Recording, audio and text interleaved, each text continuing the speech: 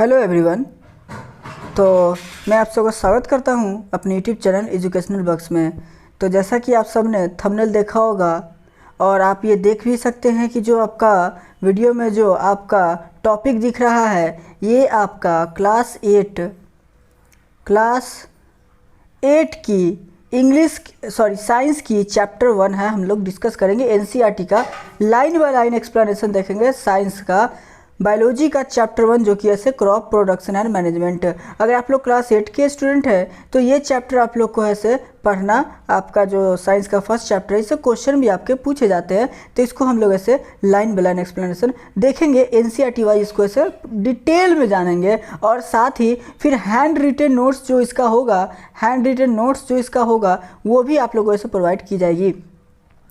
Chapter को कोशिश करेंगे कि आप लोग को कम से कम समय में आपको ऐसे ज़्यादा आपको नॉलेज दी जा सके। तो जो चैप्टर है ना ये काफ़ी इंपॉर्टेंट चैप्टर में से एक है। इसका अगर थोड़ा बहुत समरी की बात करें तो हम लोग इसमें जानेंगे क्रॉप के बारे में, क्रॉप का प्रोडक्शन जानेंगे, उसका मैनेजमेंट जानेंगे, फिर हम लोग देखेंगे खेत को जो सॉइल होता है उसका प्रिपरेशन देखेंगे, हम लोग टाइप्स ऑफ जो आपका क्रॉप प्रोडक्शन होगा उसको देखेंगे, जैसे कि रबी हो गया, खरीफ क्रॉप्स हो गया, ये सारी चीज़ें हम लोग इसमें देखेंगे और सीखेंगे कि कैसे आखिर हम लोग को खेती से जुड़ना, ये भी आप लोगों को इससे समझ में आएगा। तो ये जो चैप्टर होगा लाइन बाय लाइन हम लोग इसको पढ़ने वाले हैं। ऐसा नहीं कि बस आया कोई एक टॉपिक उसको ऐसे समझा दिए, नहीं, एग्रीकल्चर प्रैक्टिसेस आया इसको ऐसे बस समझा दिए कि ये होता है ये वो होता है, ऐसा नहीं करेंगे। हम लोग इसके क्या करेंगे आपको कि एक एक लाइन को पढ़ करके बता देंगे कि आखिर हाँ ये कह क्या रहा था, कि आप जब पढ़ो अभी अगर आप 8 में हो 9 में जाकर फिर पढ़ोगे तो आपको आसानी लगेगा। इसीलिए हम ऐसे लाइन बाय लाइन एक एक लाइन को आपको ऐसे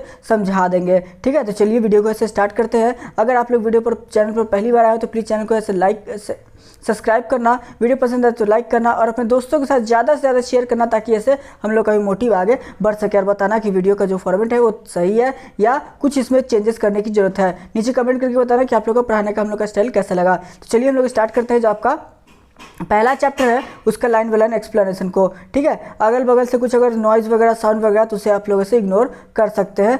ठीक है, चलिए तो आपका जो बच्चा जो साइंस का जो बायोलॉजी का जो पहला चैप्टर है वो है क्रॉप प्रोडक्शन एंड मैनेजमेंट, जो क्लास 8 वाले हैं। ध्यान से सुनना, कहता है, ध्यान से देखिएगा, एनसीईआरटी की आपको बुक है, ध्यान से सुनिएगा। कहता है पहेली एंड बूझो, कहता है कि Paheli and Boojho went to their uncle's house. देखो बउआ, पहले ही आपको ये बता रहे पहेली बूझो। अगर कहने की बात किया जाए तो कह सकते हैं कि मैं तुम्हें एक पहेली बोलता हूँ, तुम इसको बूझ कर दिखाओ, तुम इसको जान कर दिखाओ। तो नाम दे दिया गया इसमें पहेली और बूझो। वो अपने अंकल के घर जाते हैं समर वेकेशन में। ठीक है, तो इसको पढ़ने की जरूरत है नहीं, तो साफ साफ दिख रहा है। उनके अंकल क्या है, वो फार्मर हैं, किसान हैं। One day they saw tools like. तो पहेली और बूझो जो नाम के बच्चे हैं वो अपने अंकल के घर जाते हैं समर वेकेशन में, जो कि एक किसान है। और एक दिन की बात है कि वो उनके जो किसान अंकल के घर गए हैं तो वहाँ पर पहेली और बूझो को दिखाई देखता है खुरपी, सिकल, शोवेल, प्लग एक्सेट्रा। ये सारी चीज़ें उन्हें फील्ड वगैरह में दिखाई देते हैं, ये सारी चीज़ें उनको ऐसे फील्ड में दिखते हैं। ठीक है, तो अब इससे क्या होता है उनके माइंड पे, तो देखिए हम लोग इसमें सीखेंगे you have learned that all living organism require food. पहली बात की है, देखो बच्चा आपसे यहाँ पर जो पूछ रहा है ये आप देख सकते हो, यहाँ पर पूछ रहा है I want to know where and how use this tools. पूछ रहा है आपसे, हमको जानना है कैसे ये सारी चीज़ें खुरपी वगैरह, सिकल वगैरह, शोल वगैरह जो प्लग है ये सब कैसे यूज होता है। ठीक है, तो जब मैं आगे बताऊंगा तो सारे का यूज़ मैं आपको ऐसे बताता चले जाऊंगा। खुरपी का आपको पता है, सिकल भी पता है, शोवल भी पता है और प्लग भी आप लोग को पता होना चाहिए। ठीक है, आप खुरपी जैसे कि आप इस तरह से आपका खुरपी होता है, मैं दिखाने की कोशिश करता हूँ, ये इस तरह से आपका में भी शायद ऐसा ही होता है। ठीक है, और यहाँ पर एक लकड़ी का ऐसे जिसको बेट बोलते हैं ना वो लगा होता है। ठीक है, और ये से आपका छोटे छोटे जो आपका घास वगैरह उखाड़ने में, फिर छोटा ऐसे गड्ढा करने में, सीड वगैरह बोने में से काम आता है। ठीक है, चलिए तो आगे कहता है you have learn that all living organism required food. आपने सीखा है और जाना है बचपन से ही कि जितने भी लिविंग ऑर्गेनिज्म है उन्हें फूड की ज़रूरत पड़ती है। आपने जाना है plants can make their food themselves. Plant जो है वो अपना खाना खुद बना सकते हैं। ठीक है, प्लांट तो अपना खाना खुद बना सकते हैं। Can you recall how green plant synthesis there own food? क्या आप याद कर सकते हैं कैसे ऐसे ग्रीन प्लांट अपना खाना खुद बनाते हैं? आपसे क्वेश्चन कर रहा है तो आप लोग को याद होना चाहिए कि ऐसे वो अपना खाना खुद बनाते हैं प्रोसेस ऑफ फोटोसिंथेसिस के द्वारा, CO2 का यूज़ करके, जो आपका कार्बन डाइऑक्साइड होता है उसका यूज़ करके, सनलाइट का यूज़ करके, ये सारी चीज़ों का यूज़ करके ऐसे प्लांट्स अपना खाना खुद बनाते हैं। फिर कहता है animals including humans can not make their own food, so where do animals get their food from? तो देखिए प्लांट के बारे में तो बता दिया कि वो अपना खाना खुद बनाते हैं, लेकिन एनिमल्स जो है वो तो अपना खाना खुद नहीं बना सकते हैं। एनिमल्स में हम ह्यूमंस भी हैं, तो ये लोग अपना खाना कहाँ से लेकर आएंगे?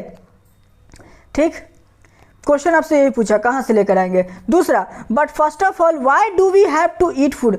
लेकिन उससे भी इंपॉर्टेंट क्वेश्चन पूछ रहा है कि हमें आखिर खाने की जरूरत क्यों पड़ती है? खाने की जरूरत हमें आखिर क्यों पड़ती है? तो आपसे 3 क्वेश्चन पूछा गया, यहाँ पर देख सकते हैं। पहला क्वेश्चन तो यही पूछा कि आपको याद है कि कैसे ऐसे प्लांट अपना खाना खुद बनाते हैं, तो इसका आंसर मैंने बता दिया। एनिमल्स अपना खाना खुद नहीं बनाते हैं, तो वो लोग अपना खाना कहाँ से ऐसे ऑब्टेन करेंगे? तो इसका आंसर भी अभी दे दूंगा। और उससे भी इंपॉर्टेंट कि आखिरकार हम लोग खाना क्यों खाते हैं। तो देखिए तीनों का आंसर, पहला का आंसर तो दे दिया मैंने, दूसरे का आंसर दे देता हूं। दूसरे का आंसर ये होगा कि एनिमल्स वगैरह जो है वो डिपेंडेंट होते हैं दूसरे पर, चाहे वो आपका प्लांट्स हो या एनिमल्स हो। ह्यूमन बींग्स, प्लांट्स और एनिमल्स यानी कि हर्बीवोरस होते हैं, वो आपका वेजिटेबल्स भी खाते हैं और नॉनवेज भी खाते हैं। तो ये आपका जो ह्यूमंस को जो अगर फूड मिलेगा तो आपका क्या हो जाएगा? आपका ह्यूमंस का जो फूड होगा वो आपका चिकन्स हो जाएगा, अगर नॉनवेज की बात करें चिकन्स हो जाएगा, मटन्स हो जाएगा, ठीक है, एग्स हो जाएगा, मिल्क हो जाएगा, पनीर, ये सारा चीज़ें हो जाएगा। और फिर साग सब्जी वेजिटेबल्स की बात करें,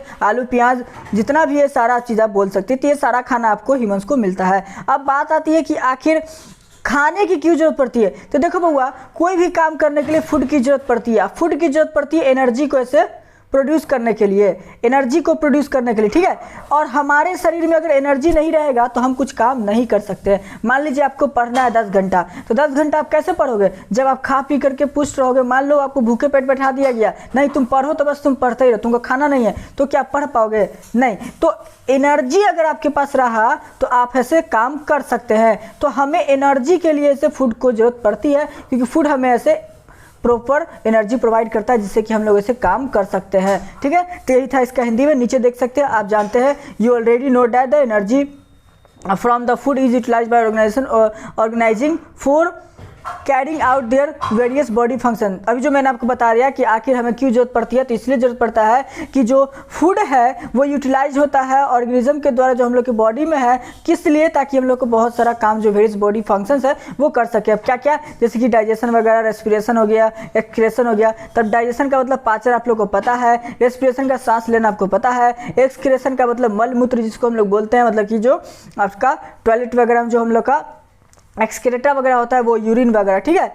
चलिए उसके बाद we get our food from plant, जो मैंने थोड़ा देर पहले बता दिया था उसका आंसर कि हम लोग अपना फूड कहाँ से ऑब्टेन करते हैं। तो हम लोग को प्लांट से मिलता है, एनिमल से मिलता है और बोथ दोनों से मिलता है। ये सारी चीज़ें हम लोग को बताया इस लाइन में। तो आई होप कि यहाँ पर कोई दिक्कत नहीं होगा। आपसे पहले बताया गया कि पहेली और बूझो नाम के 2 बच्चे हैं जो कि अपने अंकल के घर जाते हैं, जो कि एक किसान है। वहाँ पर वो कुछ टूल्स देखते हैं, जैसे खुरपी, सिकल, सोबल एक्सेट्रा वगैरह देखते हैं। और उसी में फिर आपसे क्वेश्चन पूछा गया कि ये सारे टूल्स कहाँ यूज होते हैं? तो खेती में यूज होते हैं। फिर आपने जाना कि आप आखिर कैसे प्लांट्स वगैरह से अपना खाना खुद बनाते हैं और एनिमल्स वगैरह कहाँ से फूड ऐसे ऑब्टेन करते हैं, हमें फूड की जरूरत क्यों पड़ती है, ये सारी चीज़ें हमने जाना।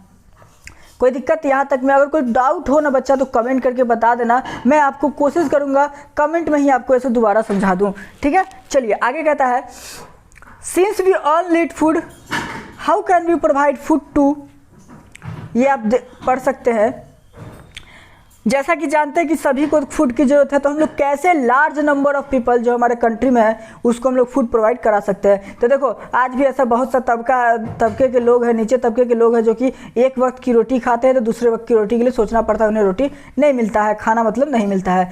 तो ये पूछ रहा है कैसे हम लोग इतने बड़े देश में सभी को खाना प्रोवाइड करा सकते हैं। तो चलिए आगे देखते हैं। कहता है food has to be produce on a large scale. तो इसका आंसर यही है कि फूड को ऐसे लार्ज स्केल पर प्रोड्यूस करना होगा, बहुत बड़ा स्तर पर ऐसे फूड को ऐसे तैयार करना होगा। जैसे जब से 90s की बात की जाए, 20s की बात की जाए, तो आपका जैसे ही हरित क्रांति वगैरह, श्वेत क्रांति वगैरह, यानी कि जो आपका मिल्क प्रोडक्शन, आपका अनाज प्रोडक्शन, ये सब का ऐसे जब से होड़ लगा तो ऐसे फूड का ऐसे प्रोडक्शन इंडिया में भी ज़्यादा होने लगा। तो चलिए कैसे हम लोग उसको पूरा कर सकते हैं। कहता है in order to provide food for a large population, बहुत बड़े जनसंख्या को खाना खिलाने के लिए हम लोग को रेगुलर प्रोडक्शन करना होगा, रोज़ाना, महीनों, ठीक है, हर महीने हर साल आपको ऐसे प्रोडक्शन करना होगा, अनाज उगाना होगा, प्रॉपर मैनेजमेंट करना होगा, डिस्ट्रीब्यूशन करना होगा, सही तरीके से हम लोग को ऐसे उस फिर अनाज को मैनेज करना होगा, उसका डिस्ट्रीब्यूशन करना होगा, ठीक है, नहीं करेंगे तो फिर दिक्कत होगा। तो ये था इसका आंसर कि कैसे हम लोग ऐसे बड़े पॉपुलेशन वाले कंट्री को खाना खिला सकते हैं। तो सबसे पहले तो यही आया कि हम लोग को ऐसे प्रॉपर रेगुलर प्रोडक्शन करना होगा, अनाज को उगाना होगा, प्रॉपर मैनेजमेंट करना होगा और डिस्ट्रीब्यूशन करना होगा। कोई दिक्कत यहाँ तक? ये आप ऐसे इसको पढ़ सकते हैं। नेक्स्ट है हमारा एग्रीकल्चर प्रैक्टिसेस, मतलब खेती कब से स्टार्ट हुआ, खेती करना कैसे सीखे हम लोग, ये सारी चीज़ें इसमें जानना है। तो देखिए ध्यान से, कहता है एग्रीकल्चर प्रैक्टिस, यहाँ से आपका टॉपिक स्टार्ट हो जाता है। क्वेश्चन भी आता है आपसे कि what do you mean by agriculture practices या व्हाट इज एग्रीकल्चर प्रैक्टिसेस। तो यहाँ से आपका क्वेश्चन आएगा। Any doubt? चलिए, तो कहता है टिल 10,000 BCE, अगर 10,000 BCE तक की बात करें तो जो नोमेडिक पीपल थे, घुमक्कड़ जाति, आपने 6 में पढ़ा होगा, मैलियोथिक एज, ठीक है, पैलियोथिक एज, ये दोनों एज आपने 6 में पढ़ा होगा, जिसमें बताया गया था, 6 क्लास के हिस्ट्री में आपने पढ़ा होगा, जिसमें बताया गया था कि जो अर्ली ह्यूमन बींग्स थे, अर्ली ह्यूमंस जो थे वो लोग नोमेडिक थे, घुमक्कड़ जाति के थे। वो लोग घूम घूम करके ऐसे शिकार करते थे, अनाज फल वगैरह जमा करते थे और एक जगह से खा करके फिर दूसरे जगह चले जाते थे, एक जगह अस्थायी नहीं रहते थे, ठीक है। तो ये कहता है कि 10,000 BC तक में, यानी कि पैलियोथिक एज के समय में जो आदमी थे वो नोमेडिक थे। नोमेडिक का मतलब होता है घुमक्कड़, ठीक है, घुमक्कड़ होता है, नोमेडिक का मतलब घुमक्कड़ होता है। आगे कहता है एक प्लेस से दूसरे प्लेस वो फूड के तलाश में और शेल्टर के तलाश में, शेल्टर का मतलब होता है छत, घर, इसके तलाश में घूमते रहते थे। कौन लोग? तो अर्ली 10,000 BCE के लोग। They ate raw fruits and vegetables, ये लोग कच्चे ऐसे फ्रूट वगैरह वेजिटेबल्स वगैरह को खा लेते थे और एनिमल का शिकार करना अपने फूड के लिए से सीखा।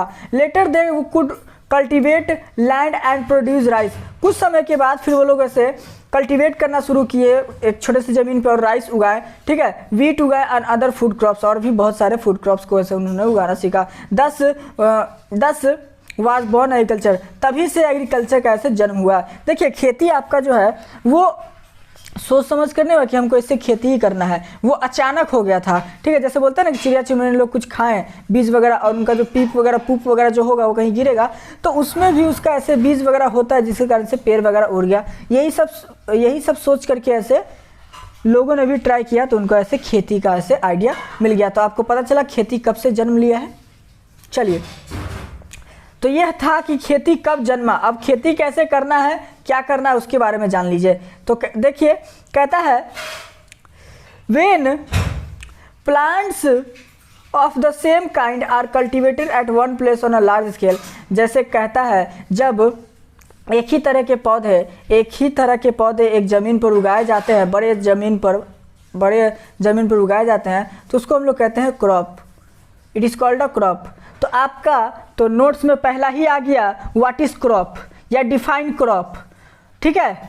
तो आपको अगर हैंड रिटन नोट्स चाहिए तो वो भी आपको मिलेगा, और अगर आप पढ़ते पढ़ते नोट्स बनाना चाहते हैं तो ये भी आप ऐसे कर सकते हैं। तो क्रॉप का आपका डिफिनीशन यही होगा, जब एक तरह का समान पौधा एक जमीन पर बड़े स्तर पर उगाया जाए तो उसे हम लोग क्रॉप कहते हैं। तो आप ये लिख सकते हैं, आप वीडियो पॉज करके भी लिख सकते हैं, और वैसे यहाँ टाइम लगेगा 2 मिनट तो आप उसको भी लिख सकते हैं, या अपने NCERT बुक में अंडरलाइन कर सकते हैं। When plants of the same kind are cultivated at one place, जब एक ही तरह के पौधे कल्टीवेट किए जाते हैं, उगाए जाते हैं ज़मीन पर, ठीक है, बड़े स्तर पर, तो उसको हम लोग कहते हैं क्रॉप, ठीक है। एग्जाम्पल के तौर पर अगर देखा जाए, फॉर एग्जाम्पल आप एग्जाम्पल भी लिखना, क्रॉप ऑफ वीट, मतलब कि वीट का मतलब गेहूँ, ठीक है, जो कि आपका ठंड के समय में उगाया जाता है। Crop of wheat means that all the plants grown in field are that of wheat. कहने का मतलब हुआ कि अगर किसी क्रॉप ऑफ व्हीट, कहने का मतलब किसी खेत पर अगर व्हीट उगाया गया है तो समझिए कि उस खेत में, पूरे के पूरे खेत में सिर्फ और सिर्फ व्हीट ही होगा और कुछ नहीं होगा। चलिए आगे कहता है you already know that crops are different types. आप पहले से ही जानते हैं कि क्रॉप का बहुत तरह होता है, जैसे कि बहुत टाइप्स होता है, जैसे सीरियल्स हो गया, वेजिटेबल्स हो गया, फ्रूट्स हो गया। अब देखिए ये आप याद रखना कि क्रॉप्स के टाइप्स के क्या होते हैं। तो सीरियल्स में तो अनाज जो कि हम लोग का पेट भरता है, वेजिटेबल्स हो गया और फ्रूट्स हो गया, ठीक है। These can be classified on the basis off season, और ये सारे जो क्रॉप्स है सीजन के हिसाब से क्लासिफाइड किए गए हैं कि वो लोग कैसे गोड़ते हैं, कैसे ग्रो होते हैं, सॉरी गोड़ते गलती बोल दिया, ग्रो होते हैं, कैसे ये लोग बढ़ते हैं। तो सीजन के हिसाब से इन्हें बांटा गया है। आगे कहता है India is a vast country, India एक बहुत बड़ा देश है, ठीक है। The climatic condition like temperature, humidity and rainfall are vary from one region to another. देखो इंडिया तो बहुत बड़ा देश है, तो यहाँ पर जो मौसम का जो बात है ना वो हर जगह सेम नहीं है, कहीं कुछ मौसम है तो कहीं कुछ है। मतलब कि जो क्लाइमेटिक कंडीशन है, मौसम का जो व्यवहार है, जैसे टेम्परेचर वगैरह, ह्यूमिडिटी वगैरह, रेनफॉल, कहीं कुछ है तो कहीं कुछ है। जैसे राजस्थान में अगर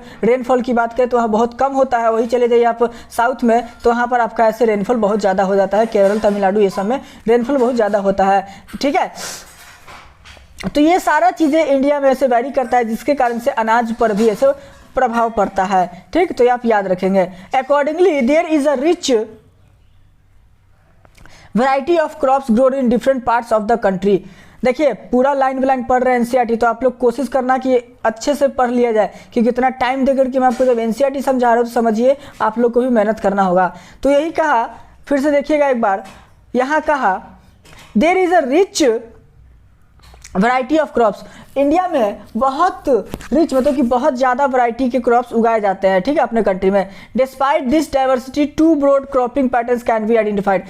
और इन्हीं सब वैरायटीज़ के कारण इंडिया में दो ब्रॉड बहुत बड़ा वैरायटी को ऐसे बांटा गया। दो बहुत बड़ा वैरायटी मतलब कि दो सीजन में ऐसे सबसे ज़्यादा अनाज उगाया जाता है, वो होता है खरीफ क्रॉप, एक होता है रबी क्रॉप्स। तो दो टाइप्स के आप क्रॉप्स बोल सकते हैं, रबी क्रॉप्स और खरीफ क्रॉप्स, खरीफ क्रॉप्स और रबी क्रॉप्स। आप ये दो टाइप के क्रॉप का सीजन के हिसाब से बोल सकते हैं। एक होता है जेड क्रॉप्स, एक होता है जेड क्रॉप जो कि आपको 10th में आपको मिलेगा। रबी क्रॉप्स और खरीफ क्रॉप्स के साथ ये जेड क्रॉप्स आपको 10th में मिल जाएगा, एकदम आपको 10th में ये पढ़ने को मिलेगा। अभी तो नहीं मिलेगा, इसमें आपको बस मिलेगा, अगर जेड क्रॉप्स के बदले आपको सिर्फ और सिर्फ मिलेगा आपका अल्टरनेट, जिसको बोलते हैं बीच में कभी भी उगाने वाला, ठीक है। लेकिन वो आपका 10th में स्पेशली एक जेड क्रॉप्स नाम का टॉपिक ही बन जाएगा। जैसे रबी क्रॉप्स खरीफ क्रॉप्स है ना, वैसे ही जेड क्रॉप्स का भी एक टॉपिक बन जाएगा। तो देखिए दो तरह का आपका पैटर्न बताया गया इंडिया में, रबी क्रॉप्स और खरीफ क्रॉप्स का। खरीफ क्रॉप्स क्या होता है, तो खरीफ क्रॉप्स का आपको अगर डिफिनेशन पूछेगा तो आप ये लिख सकते हैं, जो कि अभी मैं आपको समझाने वाला हूँ। देखो खरीफ क्रॉप्स में आपका मेन जो होता है, सबसे अहम भूमिका निभाने वाला जो अनाज होता है वो होता है आपका चावल, जिसको बोलते हैं ना चावल, वो होता है मेन आपका। चावल मतलब कहने का मतलब पैडी, PADDY, पैडी, ठीक है, पैडी याद रखना। तो खरीफ क्रॉप्स का मेन यही होता है, सबसे बड़ा जो अनाज उगता है इसमें यही उगता है। तो कहता है खरीफ क्रॉप में the crops which are sown in the rainy season. अब खरीफ क्रॉप का डिफिनेशन देख लीजिए, आपको नोट्स लिखने में आसानी होगा। वैसा अनाज, वैसा क्रॉप जो कि बरसात के मौसम में बोया जाता है वो कहलाता है खरीफ क्रॉप। तो खरीफ क्रॉप का आप समझ गए, एग्जांपल लिख सकते हैं आप, ये पैडी वगैरह एग्जांपल लिख लेना। तो खरीफ क्रॉप उसको बोलते हैं जो कि बरसात के मौसम में बोया जाए, ठीक है। और रेनी सीजन इंडिया में कब से कब तक का शुरू होता है, तो जून से सितंबर में बोया जाए और नवंबर दिसंबर आते आते उसकी ऐसे कटाई कर ली जाए। तो याद रखेंगे खरीफ क्रॉप वही कहता है कि the crops which are sown in the rainy season called as kharif crops. और रेनी सीजन के बारे में बता दिया कब से कब तक होता है, और इसका एग्जांपल हमने देख लिया। अब आते हैं रबी क्रॉप्स के बारे में। देखो डिटेल जो आप अगर खरीफ क्रॉप्स रबी क्रॉप्स के बारे में पढ़ना चाहोगे तो आपको 10th में आपको इसका बहुत ज़्यादा ऐसे मिलेगा, ठीक है। काफ़ी वास्ट और काफ़ी लंबा वैरायटी इसका आपको। अभी जो हम लोग ने रबी क्रॉप्स और खरीफ क्रॉप्स को डिस्कस किया, ये उतना ज़्यादा डिटेल नहीं था जितना कि आप लोग को डिटेल पढ़ना है 10th में। 10th के मुकाबले 10th में आपका जो रबी क्रॉप्स और खरीफ क्रॉप्स पे जो क्वेश्चन आता है, जो डिटेल आपको रबी क्रॉप्स और खरीफ क्रॉप बताया जाता है, ये उससे कुछ भी नहीं था, सिर्फ आपको डिफिनीशन इसका दिया गया। लेकिन 8th क्लास में है तो आप इतना तो ज़रूर लिखेंगे कि रबी क्रॉप्स कब आपका क्या होता है, कब से कब तक बोया जाता है और इसका एग्जाम्पल, तो आप ये लिखेंगे। फिर खरीफ क्रॉप्स का भी आप ऐसे लिखेंगे। तो यही था आप लोग का बच्चा लोग रबी क्रॉप्स और खरीफ क्रॉप्स। तो चलिए आते हैं हम लोग नेक्स्ट टॉपिक पर। हम लोग का है basic practices of crop production.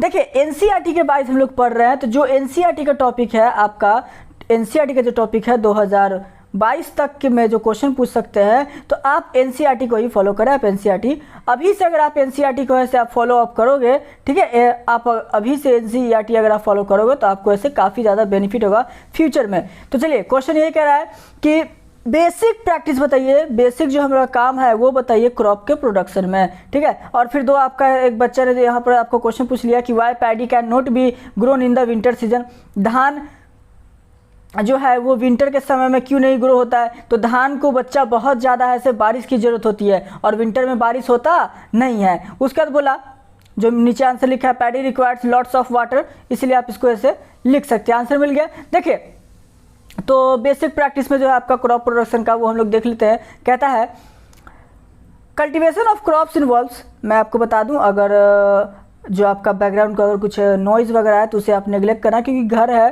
तो थोड़ा बहुत तो सब ऐसे बातचीत होता है, ये तो दिक्कत होगा, तो आप उसको ऐसे नेगलेक्ट करेंगे। तो कहता है चलिए बेसिक प्रैक्टिस में कहता है cultivation of crops involve several activities undertaken by farmers over a period of time. बोला खेती करना, ठीक है, अनाजों की खेती करना, इसमें बहुत सारा ऐसे प्रक्रिया इन्वॉल्व होता है, बहुत सारा ऐसे काम इन्वॉल्व होता है जो कि किसान के द्वारा किया जाता है अलग अलग समय पे, ठीक है। You may find that these activities are similar to those carried out by a gardener और even by you when you, और आप देखोगे कि जो काम खेती के समय जो किसान करते हैं वही काम एक जो माली होता है बाग का वो भी करता है, और शायद आप भी करते हो। अगर आप कभी ऐसे प्लांट वगैरह अपने घर में ऑर्नामेंटल प्लांट वगैरह लगाए होगे तो आप भी ऐसे उसको किए होगे, जो काम है सही है किसान लोग करते हैं, क्योंकि समय समय पे उसको ऐसे खाद देना, पानी देना, ठीक है, ये सारी चीज़ें। दीज एक्टिविटीज़ और टास्क आर रेफर्ड, कहता है These activities और task are referred as agriculture practices. यही एक्टिविटीज़ जो कि उसके समय समय पर पानी देना, खाद देना, ये सभी चीज़ों को सही समय पर से पीरियड ऑफ टाइम पर लोग जो करते हैं उसको हम लोग कहते हैं एग्रीकल्चर प्रैक्टिसेस। तो आप एग्रीकल्चर प्रैक्टिसेस का डिफिनेशन लिख लेंगे, कोई दिक्कत। आप पहले एग्रीकल्चर प्रैक्टिसेस का डिफिनेशन देख लीजिए ध्यान से। कहता है दोज एक्टिविटीज़ और टास्क, अब कौन सा एक्टिविटी, तो टाइम टू टाइम पौधों में पानी देना, उसका मैन्यूरिंग करना, फर्टिलाइजर ऐड करना, ठीक है, सॉइल का ऐसे क्या करना, ढीलापन करना, मतलब उसके खुरपी से खोद करके, तो ये सारा काम अगर आप करोगे तो ये सारा चीज़ किस में आता है, एग्रीकल्चर प्रैक्टिसेस में आप ऐसे इसको लिख सकते हैं। अब देखिए क्या क्या एक्टिविटीज़, तो वो मैंने वहाँ जो बताया वो एक्टिविटीज़ क्या क्या था। पहला प्रिपरेशन ऑफ सॉइल, पहला खेत की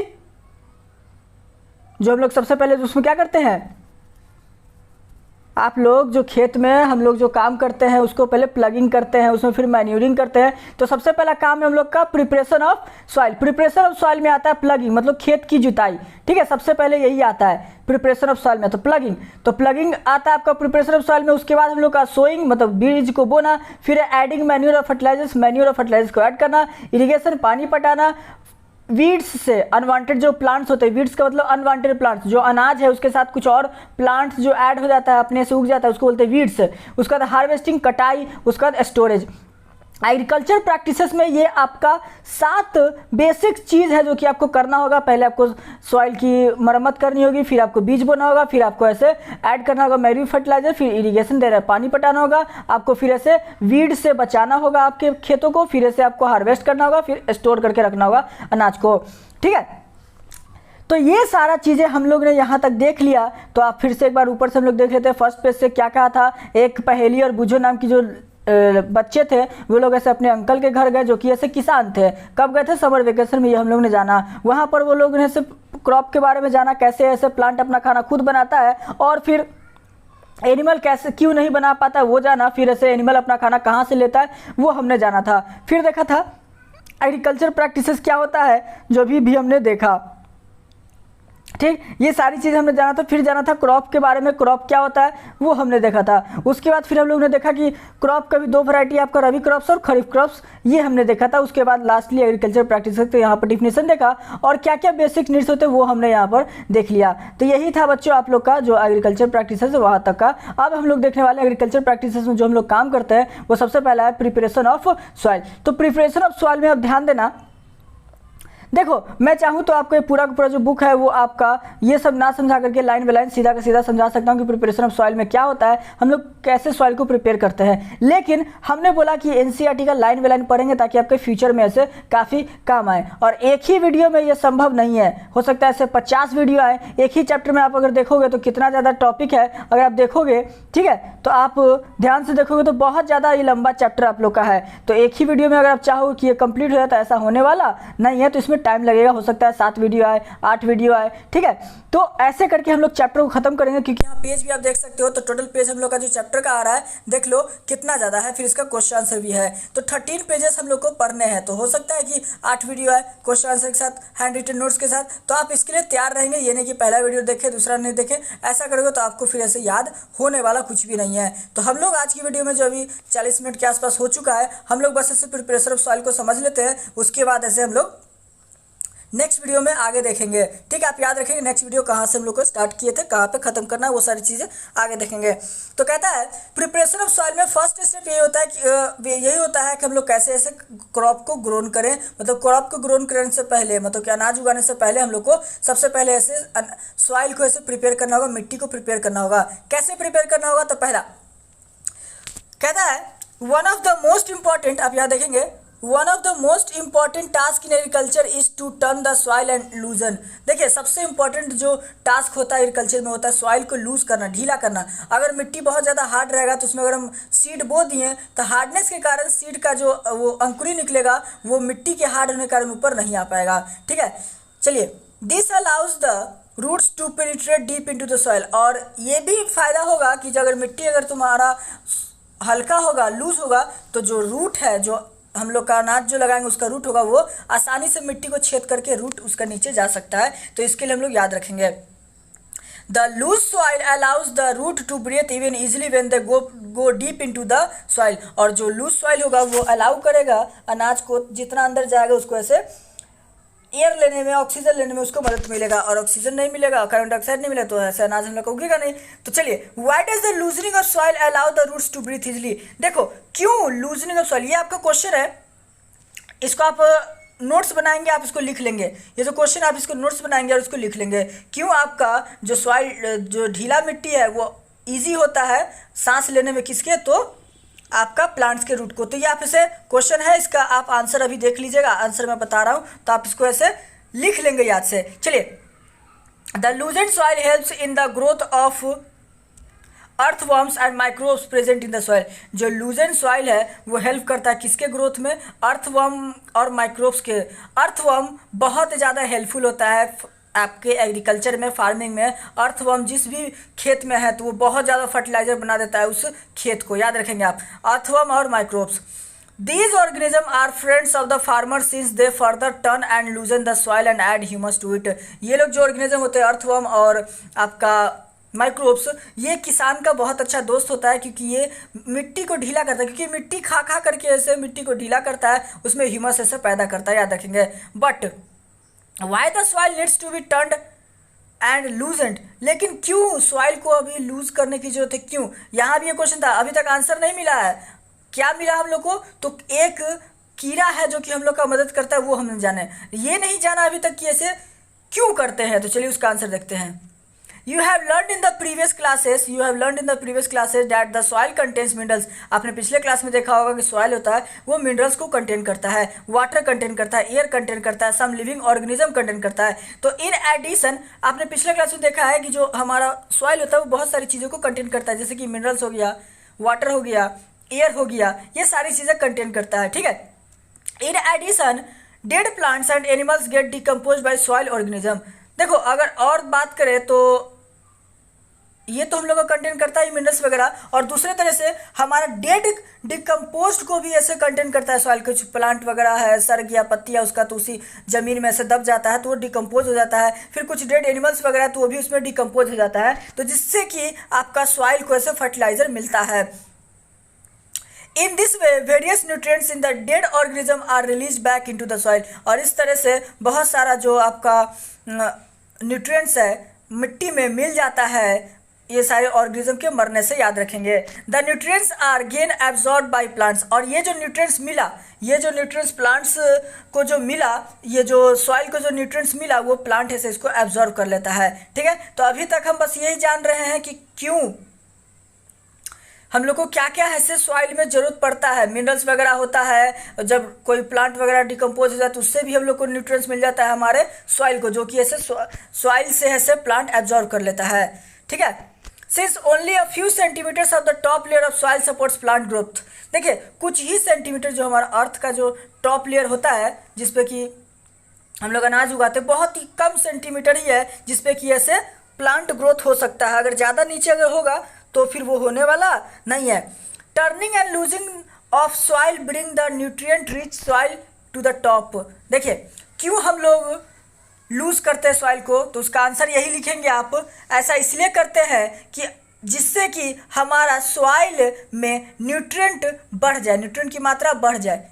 ठीक है, और देख ही रहे हैं कि हम लोग जो सॉइल का न्यूट्रिएंट कैसे बढ़ रहा है, उसमें देख रहे हैं डिकम्पोस्ट के जो हमारा है मैटर में क्या आ रहा है, हमारा डिकम्पोज में हमारा आप देख सकते हैं कि प्लांट्स वगैरह सड़ गया, एनिमल्स वगैरह मर गया, तो वो सारी चीज़ें को लूज करेंगे तब ना पूरा मिक्स होगा। जिसके कारण से हम लोग को ये बताया गया कि हम लोग लूज इसलिए करते हैं मिट्टी को, मिट्टी की खुद जुताई वगैरह इसलिए करते हैं, लूजन इसलिए करते हैं जिससे कि उसका न्यूट्रिएंट्स रिच हो जाए। ठीक है, टॉप में, और जो कि प्लांट उसको अच्छे से यूज कर पाए। ठीक है, 10 turning and loosing of soil is very important for the cultivation of crops. इसीलिए जो टर्निंग और लूजिंग होता है सॉइल का वो बहुत ज़्यादा इंपॉर्टेंट होता है। तो हम लोग का आंसर मिल गया कि हम लोग क्यों टर्निंग करते हैं। ठीक है, the process of loosening and turning of soil is called tilling और प्लगिंग। देखिए जिस प्रोसेस से हम लोग ऐसे सॉइल को लूज करते हैं या फिर उसको टर्न करते हैं, बदलते हैं, उलट फेर करते हैं, उसको हम लोग बोलते हैं टिलिंग या प्लगिंग। तो आप इसको लिख सकते हैं कि व्हाट इज टिलिंग या प्लगिंग। तो आप लिखोगे the process of loosening of soil या फिर the process of loosening and turning of soil is called tilling. ठीक है, ये आप लिख सकते हैं। चलिए अब ये किस चीज़ से होता है, तो this is done by using a plug. Plug होता है, प्लग आप देखे होंगे, आपके साथ बुक में भी दिया हुआ होगा, देख सकते हैं, हल जिसको हम लोग बोलते हैं। ये देखिए होता क्या है कि आपका अगर पहले तो चलता था, आज भी गरीब लोग के पास बैलगाड़ी ही चलता है, बैल है से उसको ढोता है प्लग को। देख सकते हैं ये आपका एक लकड़ी का हिस्सा है और ये भी आपका एक लकड़ी का हिस्सा है, लेकिन यहाँ आपके मुंह पर एक आपका आयरन लगा हुआ है। ठीक है, जो कि मिट्टी में धंसता है और ये इस प्रोसेस से काम चलता है। तो प्लगिंग आप समझ गए प्लग क्या होता है। तो चलिए प्लगिंग को हम लोग देख लेते हैं। कहता है हम लोग का ये प्लगिंग ही लास्ट टॉपिक होगा क्योंकि वीडियो काफ़ी ज़्यादा लंबा हो चुका है। नेक्स्ट क्लास में हम लोग डील कर लेंगे एग्रीकल्चर इंप्लीमेंट्स को। ठीक, तो उससे पहले हम लोग ये देख लेते हैं, यहाँ पर जल्दी से ख़त्म कर लेते हैं कि प्लगिंग वगैरह का क्या होता है। प्लग्स कहता है ploughs are made of wood और आयरन, जो है देख चुके हैं, नीचे मैंने बता दिया ये कैसा होता है। If the soil is very dry, अगर सॉइल बहुत ज़्यादा ड्राई है तो it may need watering before plugging. तो अगर सॉइल बहुत ज़्यादा ड्राई है तो प्लगिंग करने से पहले ऐसे मिट्टी में पानी आपको देना होगा ताकि आसानी से हो सके plug. The plug field may have big clumps of soil called crumbs. देखिए प्लग फील्ड जो होगा, जो खेत में ऐसे आप प्लगिंग करोगे तो उसमें बड़े बड़े दरार वगैरह पड़ जाएंगे तो उसको हम लोग क्रम्स बोलते हैं। ठीक है, बड़ा बड़ा मिट्टी फट जाएगा तो उसको क्रम्स बोलते हैं, आप इसको याद रखेंगे। It is necessary to break this crumbs, और ये बहुत ज़्यादा नेसेसरी होता है इस क्रम्स को तोड़ना, अगर नहीं तोड़ोगे तो दिक्कत हो जाएगा। अब क्रम्स को तोड़ने के बाद जब ये तोड़ दिए तो सबसे जरूरी होता है लेवल करना, मिट्टी को आप लेवल करना जरूर सीखोगे। तो ये एक आपका टॉपिक ही है लेवलिंग ऑफ सॉइल। आपको एनसीईआरटी में नहीं मिलेगा लेकिन नेक्स्ट और कोई अदर बुक में पढ़ोगे तो आपको ये मिल जाएगा। लेवलिंग ऑफ सॉइल एक अलग टॉपिक ही करके आपको मिल जाएगा। ठीक है, तो ये आप पढ़ लोगे तो आपको मिलेगा, लेकिन मैं समझा देता हूँ। Levelling of soil, levelling the field is beneficial for sowing as well as irrigation. अगर आप मिट्टी को बराबर कर लोगे, बड़ा बड़ा क्रम्स ना छोड़ो, आप उसको बराबर कर लोगे तो आपको इरीगेशन करने में और आपको अनाज का बीज बोने में आपको काफ़ी ज़्यादा हेल्प करेगा। Levelling of soil is done with the help of leveller, और जो लेवलिंग ऑफ सॉइल है वो लेवलर के द्वारा हेल्प से उसको ऐसे यूज़ किया जाता है। Sometimes manure is added to the soil before tilling, और कुछ समय कुछ जो होता है कभी कभी तो मैन्यूर ऐड किया जाता है, क्या उसको प्लगिंग करने से पहले। ये हेल्प करता है mixing of manure with soil, the soil is moistened before sowing. ये हेल्प करता है मिक्स करने में, जो अनाज में आपका न्यूट्रिशन वगैरह का जरूरत पड़ेगा तो मैन्यूरिंग ऐसे हेल्प करता है, वो सॉइल में मिल जाता है पहले ही। तो यही था आपका, यहाँ तक में प्लगिंग के बारे में जाना। नेक्स्ट क्लास में फिर यहाँ पर हम ऐसे प्लगिंग को पूरी तरीके से देखेंगे। जब क्या देखेंगे, एग्रीकल्चर इंप्लीमेंट देखेंगे तब। तो यही था आप लोग का बच्चा लोग, जो आपका फर्स्ट टॉपिक सेकंड टॉपिक था। आई होप कि आप लोगों को समझ में आ गया होगा, जिसमें हम लोग ने जाना कि खेती क्या होता है, खेती कैसे करते हैं, खेती की शुरुआत कैसे हुई, ये जाना। क्रॉप क्या होता है, क्रॉप कितने वैरायटी होते हैं, ये हमने फिर जाना। रबी क्रॉप जाना, खरीफ क्रॉप जाना, फिर हमने जाना एग्रीकल्चर प्रैक्टिसेस में क्रॉप प्रोडक्शन के बारे में जाना। और ये सारे बेसिक चीज़ हम लोग ने देख लिया। तो ये सारी चीज़ों को ऐसे आप याद रखेंगे ताकि आप लोग को बेनिफिट हो। तो आई होप कि जो भी 8th क्लास के स्टूडेंट्स हैं उनको ये समझ में आया होगा। कोई अगर डाउट हो तो हमें कमेंट करके पूछ लेना। और 2-3 वीडियो कोशिश करेंगे कि उसमें ऐसे वीडियोस में चैप्टर कंप्लीट हो जाए। कोशिश रहेगी पूरा यही कि इतने में आप लोग का चैप्टर कंप्लीट हो जाए, ताकि आपका आगे का भी चैप्टर आ सके। और हैंड रिटन नोट जो आपका है वो भी आपको दे दी जाएगी पूरे बुक की। तो चैनल के साथ जुड़े रहें, चैनल को सब्सक्राइब करके रखें और नेक्स्ट वीडियो आने का ऐसे नोटिफिकेशन का आप वेट करें। चलिए मिलते हैं नेक्स्ट वीडियो में। आई होप कि वीडियो आप लोग को अच्छा लगा हो। प्लीज़ अगर अच्छा लगा हो तो कमेंट करना, अपना राय हमें शेयर करना कि और कुछ सुधारने की ज़रूरत है, पढ़ाने का स्टाइल सुधारने की ज़रूरत है। और अगर चैनल पर नए हो तो सब्सक्राइब करना, दोस्तों के साथ शेयर करना। अगर ज़्यादा पसंद है तो प्लीज़ शेयर करना। जितना ज़्यादा शेयर करोगे हमारा चैनल उतना ज़्यादा बड़ा होगा, तो हम लोग को भी ऐसे मोटिव मिलेगा ऐसे पढ़ाने का। तो चलिए मिलते हैं नेक्स्ट वीडियो में। आपका हमारे इस वीडियो पर अपना बहुमूल्य समय देने के लिए बहुत बहुत धन्यवाद। फिर से मिलेंगे नेक्स्ट वीडियो में।